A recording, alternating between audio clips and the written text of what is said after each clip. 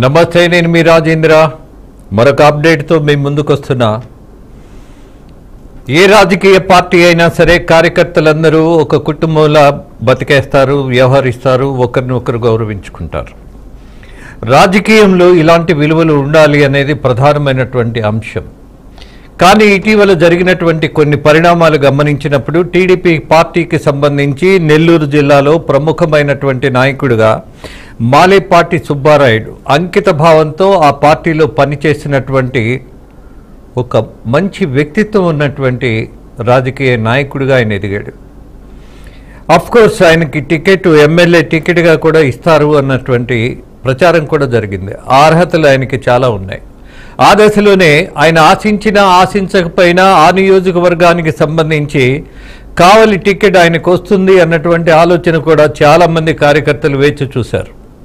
కానీ అకస్మాత్తుగా YCP party నుంచి కావ్య కృష్ణారెడ్డి అన్నటువంటి క్యారెక్టర్ టీడీపీలో జాయిన్ అవ్వటం జరిగింది. ఆయనకి టికెట్ ఇవ్వడమే ప్రాధాన్యతగా భావించినటువంటి పార్టీ నిర్ణయానికి తలవొగ్గి ఏ రకమైనటువంటి ఇబ్బంది పార్టీకి లేకుండా, స్థానికంగా రాజకీయాల్లో కూడా ఏ సమస్య లేకుండా చాలా హోందాగా ఆయన వ్యవహరించారు. ఎన్నికల సందర్భంగా ఆయన అలా కూల్గా ఉండబట్టే, ఆయన కమిటెడ్గా ఉండబట్టే ఇవాళ కావ్య కృష్ణారెడ్డి ఎమ్మెల్యే కాగలిగాడు అన్నది కూడా వాస్తవం.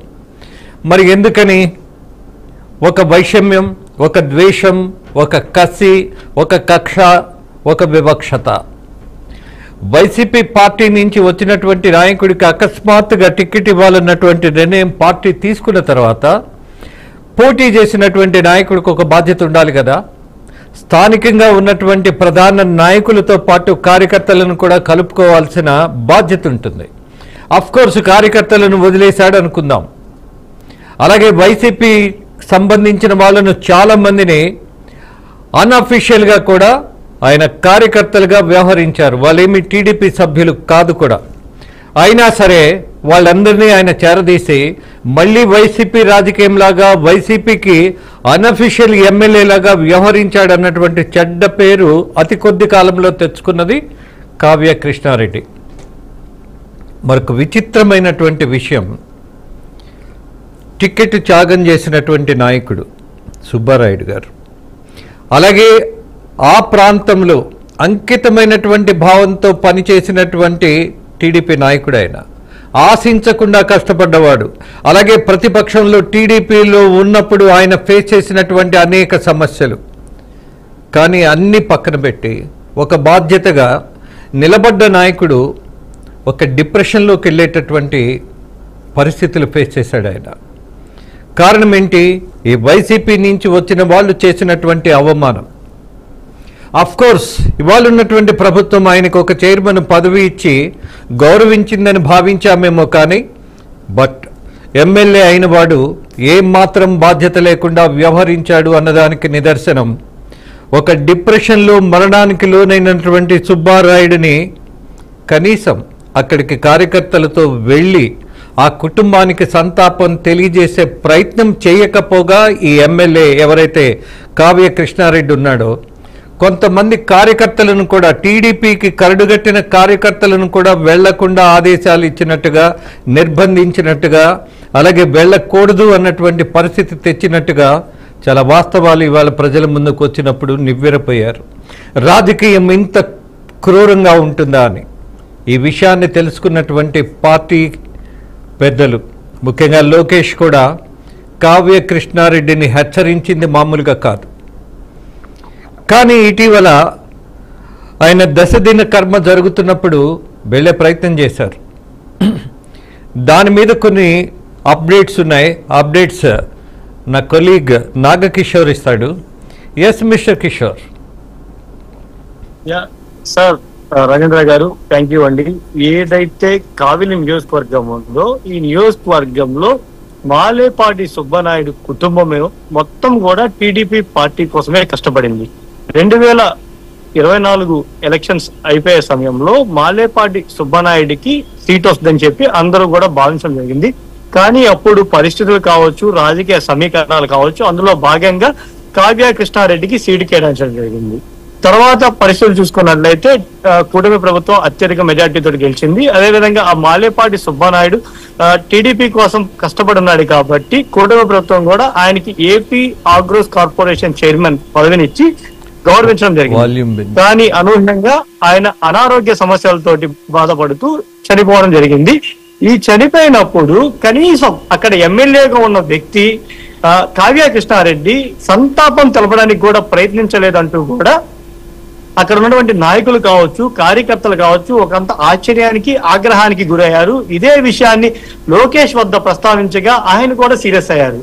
మాలేపాటి సుబ్బనాయుడు నీకు సీటు త్యాగం చేశారు, అలాంటి వ్యక్తి చనిపోతే నువ్వెందుకు వెళ్ళలేదంటూ కూడా ఆయన మీద కోప్పడ్డ పరిస్థితి అయితే ఉంది. అదేవిధంగా లోకేష్ కూడా నిన్న వాళ్ళ కుటుంబ సభ్యులను కూడా పరామర్శించడం జరిగింది.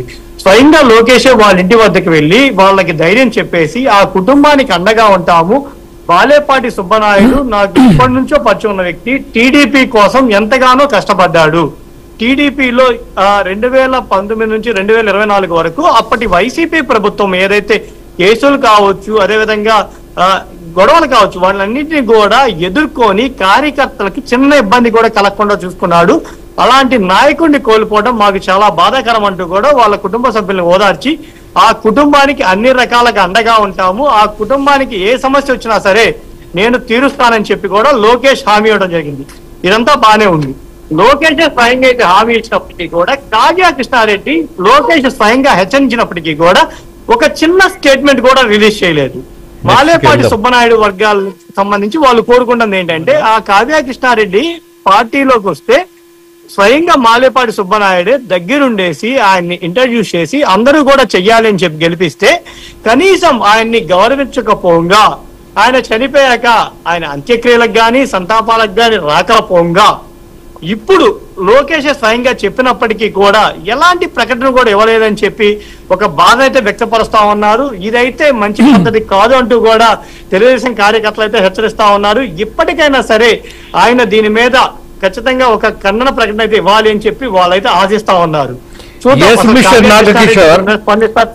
Mister Nagakishore, what I want to say, ఇవాళ టీడీపీ పార్టీ టికెట్ ఇచ్చినటువంటి సందర్భంగా ఎవరెవరికి ఇచ్చాము అన్నటువంటి పునరాలోచన చేయాల్సిన దశ వచ్చింది. కారణం జయచంద్ర నాయుడు, రెండోది అనంతపూర్కు సంబంధించిన దగ్గుమల్ల ప్రసాద్, అలాగే కావ్య కృష్ణారెడ్డి, మరొక మహానుభావుడు కొలికపూడి శ్రీనివాస్. ఎవరు వీళ్ళంతా అని ప్రశ్నిస్తే, ఎందుకు మనం టికెట్ ఇచ్చామని ఆలోచిస్తే ఇవాళ డిఫెన్స్లో పడిపోయినటువంటి పరిస్థితి, ఎప్పటికీ పాఠం నేర్చుకోవాల్సిన దశలో కేంద్ర పార్టీ ఉంటే ఇలాంటి సమస్యలే వస్తాయి. రాజకీయాల్లో మానవత్వం ఉండదు అన్నటువంటి నీచమైనటువంటి ఒక విషయాన్ని తేల్చి చెప్పినట్టుగా ఉంది ఆ ఎమ్మెల్యే యొక్క పరిస్థితి. ఎనీహౌ